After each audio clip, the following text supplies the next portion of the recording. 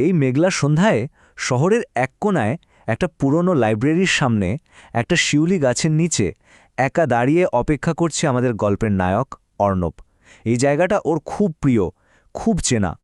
কিন্তু ওরই অপেক্ষাটা সাধারণ কোনো অপেক্ষা নয়। কারণ ঠিক 1 বছর আগে এমনই এক বর্ষার দিনে এই বৃষ্টিতেই সে তার সবচেয়ে কাছের মানুষটাকে চিরদিনের জন্য হারিয়েছিল।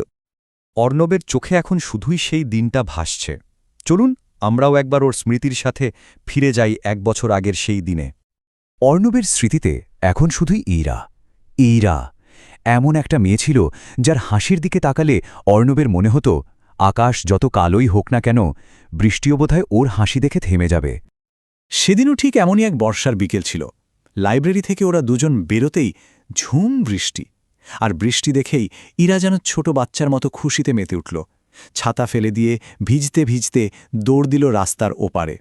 অর্ণব পেছন থেকে শুধু চিৎকার করে বলতে পেরেছিল, এরা সাবধানে। ইরা পেছন ফিরেছিল, সেই চেনা হাসিটা দিয়ে বলেছিল, ভয় পেও না তো, আমি তো আছি। কিন্তু কে জানত এটাই হবে ওর শেষ কথা। আর ঠিক তার পরের মুহূর্তেই একটা বিকট শব্দ, একটা গাড়ির তীব্র ব্রেক কষার আওয়াজ আর মানুষের চিৎকার। ব্যাস, এক মুহূর্তেই অর্ণবের পুরো পৃথিবীটা যেন ওলটপালট হয়ে গেল। সেই দুর্ঘটনার পর অর্ণবের জীবনটা ওখানেই যেন থেমে যায়। চারপাশে সবকিছু চলতে থাকে, কিন্তু অর্ণব আটকে থাকে সেই অতীতে। এই একাকী সময়ে ওর একমাত্র সঙ্গী ছিল ইরার রেখে যাওয়া একটা ডায়েরি, আর তাতে লেখা কিছু স্মৃতি। পুরো একটা বছর অর্ণব যেন দিশেহারা হয়ে পড়েছিল।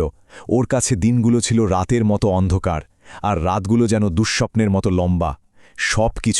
সবকিছুই অর্থহীন মনে হতো। হীরার সেই ডায়েরিটার প্রথম পাতাতেই একটা অদ্ভুত কথা লেখা ছিল, যদি কখনো আমাকে খুঁজে না পাও, বৃষ্টির দিকে তাকিও, আমি ওখানেই থাকব। ভাবুন তো, এই একটা লাইনই যেন অর্ণবের অন্ধকারের মধ্যে এক চিলতে আলো হয়ে এসেছিল। এটাই হয়ে উঠেছিল ওর বেঁচে থাকার একমাত্র আশা। ডায়েরির ওই কথাটাই অর্ণবকে আজ আবার এখানে ফিরিয়ে এনেছে, এই শিউলি গাছের নিচে। আর ঠিক তখনই এই বৃষ্টির মধ্যে অতীত আর বর্তমান যেন এক বিন্দুতে এসে মিলে যায়। আজ ঠিক 1 বছর পর আবার বৃষ্টি নামল। বৃষ্টির বড় বড় ফোঁটা যখন অর্ণবের গালে এসে পড়ল, ওর পুরো শরীর জুড়ে একটা শিহরণ খেলে গেল। ওর মনে গেল এটা শুধু বৃষ্টির ফোঁটা নয়, এ যেন ইরার সেই চেনা হাতের ছোঁয়া। হঠাৎ অর্ণব তাকাল। বৃষ্টির ঝাপসা পর্দার ওপারে ঠিক রাস্তার উল্টো দিকে ও একটা ছায়ামূর্তি দেখতে পেল। সাদা রেনকোট পরা একটা মেয়ে, কিন্তু মেয়েটার মুখটা, সেই হাসি, সেই চোখ দুটোই যে ওর বড্ড চেনা। অর্ণবের নিঃশ্বাসটা যেন বন্ধ হয়ে আসছিল। ও নিজের চোখকেই বিশ্বাস করতে পারছিল না। একদম কাপা গলায়, অবিশ্বাসের সুরে ওর মুখ থেকে শুধু একটাই নাম বেরোল, ইরা। মেয়েটা কিন্তু কোনো কথা বলল না, শুধু ওর দিকে তাকিয়ে সে আগের মতোই হাসল আর আকাশের দিকে ইশারা করল। ওর এই ইশারাটাই যেন অর্ণবকে মনে করিয়ে দিল ডায়েরির সেই লাইনটা, বলেছিলাম না, বৃষ্টির দিকেই তাকিও। এই অবিশ্বাস্য মুহূর্তটাতেই অর্ণব যেন সবটা বুঝে গেল। আর এখানেই কিন্তু আমাদের গল্পের আসল বার্তাটা লুকিয়ে আছে, যে ভালোবাসার স্মৃতি আসলে কখনো হারায় না। পরের মুহূর্তেই সেই ছায়ামূর্তিটা বৃষ্টির সাথে একদম মিলিয়ে গেল, ঠিক যেমন কুয়াশা মিলিয়ে যায়।